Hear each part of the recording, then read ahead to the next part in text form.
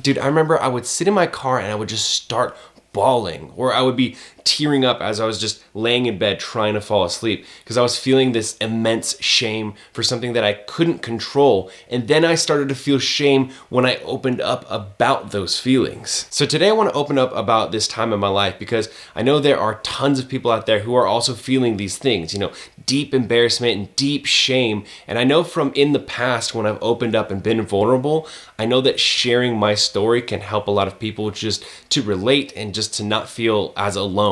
So let's back it up a little bit. I know some of you have seen pictures or videos of my acne, or you've heard my story before, but I don't often really emphasize how bad it got.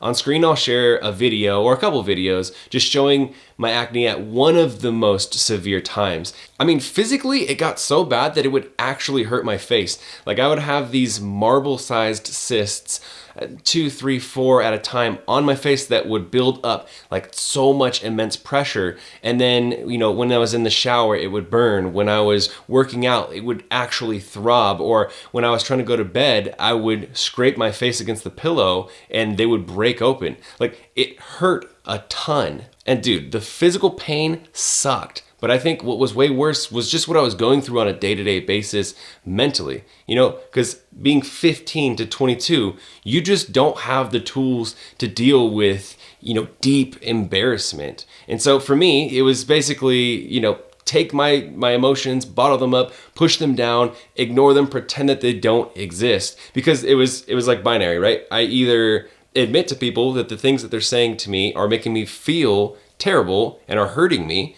And then in my mind, at least, I was saying, if I admit that, then they'll think that I'm weak, or I can hide it all under like this veil of like machismo and just being tough because nothing bothers me, right? And that's the one that I chose.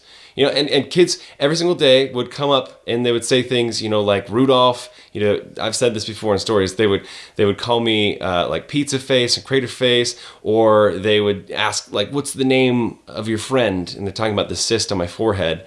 I remember this one time, dude, in school, one of my best friends came up to me, and it's like a friend who I'm supposed to feel comfortable with, right? It's supposed to get me away from all these other people that make me feel terrible, came up and he flicked me in the cyst. And when that happens, it hurts, but then also it inflames the cyst. So then it gets bigger and more red. And so for me, I just feel like I literally couldn't escape any of this stuff anytime. And then even things that were supposed to make me feel better, like my best friends, were making me feel worse. I just felt like no one else could relate to me. And I didn't know anybody who had this acne as bad as I had, so I really felt like super alone. So dealing with this dynamic on a constant basis, psychologically, it just started creating this, like I said, a deep feeling of embarrassment whenever I had to be around people, because there was no kidding myself that people didn't notice my acne. And then it would do this thing where, like I was ashamed of my face, like something that I couldn't control. And then just because of that, I was like almost ashamed just of my existence. Because whenever my friends would ask me to come hang out and go to an event or something like that, I would have this line of questions come through my head, like, who is going to be there? Are there going to be people there who haven't met me before and don't know about how bad my acne is? Is going even worth it?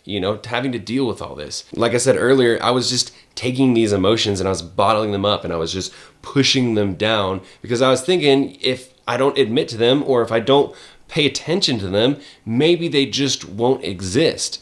And then these emotions would crack through the surface in the weirdest times. Like I said, when I was lying there in bed and I was just thinking through the interactions of that day, I would just start bursting into tears.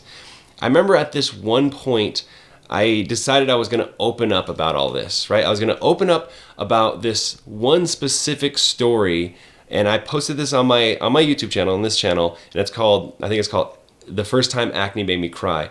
And I tell this story of basically the worst day at school, where as soon as I showed up and walked up to that group in the beginning of school, immediately they make fun of me. And then I had to give a speech in English class. And as I'm walking up to the front of the class, I literally hear a kid whispering to another kid about the cyst that was on my forehead. And then when I get to lunch, and again, this is when I'm supposed to finally have relief from all of this, right? I go to one of my best friends and he immediately makes fun of my cyst on my forehead. And so I just was having a terrible day. But again, I was just pretending it didn't happen. It was just trying to be tough. And then as soon as I sat down in my car at the end of school, I just started bawling, just tears, dude. And I remember telling that story and then finishing the video, and then I was just debating. Like, I was so ashamed of the idea of posting this because, you know, all of these feelings were private up to this point. Like, no one knew that I burst into tears that day when I got to my car. And deciding whether or not to post it that night really came down to, if I post this, then all of a sudden this private story and these private feelings are going to be known, and people who I really know in real life are going to see this video, because a lot of people followed my YouTube channel at the time. And I just almost didn't post it, right? I sat there debating all the way up until about midnight, and then right around midnight, I just clicked publish, and then I just went right to bed. That way I couldn't think about it anymore. I could just escape it. So not immediately, but eventually that video went viral, and it was really amazing because it taught me that opening up about these feelings, you know, like shame, these things that are really hard to share, they're really embarrassing, helps, because it helps show other people who are in the same situation that they're not alone. And especially at that time, I realized that there just wasn't any example of men crying or really just opening up about their feelings at all. Because, you know, I was always taught you should be tough and men don't cry and all that. And I realized that this was a spot in the internet that I just needed to share my story, right? And over time, as it went viral, these comments came in, and it solidified in my mind that anytime I have something that is difficult to share, I should do it. I should be transparent, because it's able to help people. Because I was getting these people who would leave comments of like their own stories and would just basically, you know, validate that what I had shared has truly helped them. And so it changed the way I was thinking, right? When I originally posted, and I was so full of, you know, fear, I guess, and shame.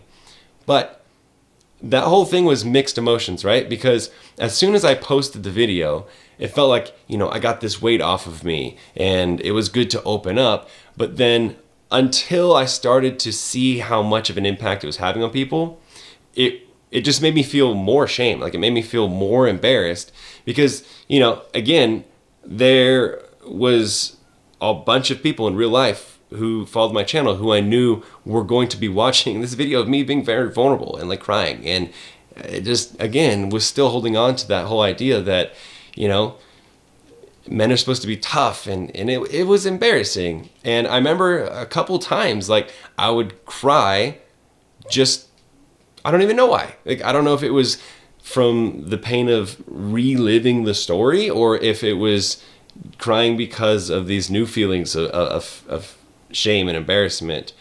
I don't know what it was, but it became very clear to me that I was still processing it, and that this was part of me processing it. This time in my life, you know, not just dealing with the physical pain of the acne, but the struggle of what it brought up in me, the feelings that it brought up in me, it became very important, a very pivotal time in my life, because it made me face down my insecurities. I couldn't just ignore them and put them aside anymore. And it became this very transformative journey, like a very important growth period of my life.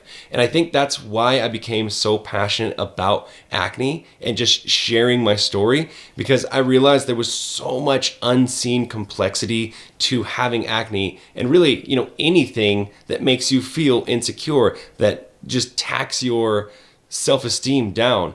And, you know, I've had people say, you know, like, oh, you make such a big deal about it, acne is not that big of a deal, or, you know, it was such a long time ago, just let it go, like all that kind of stuff.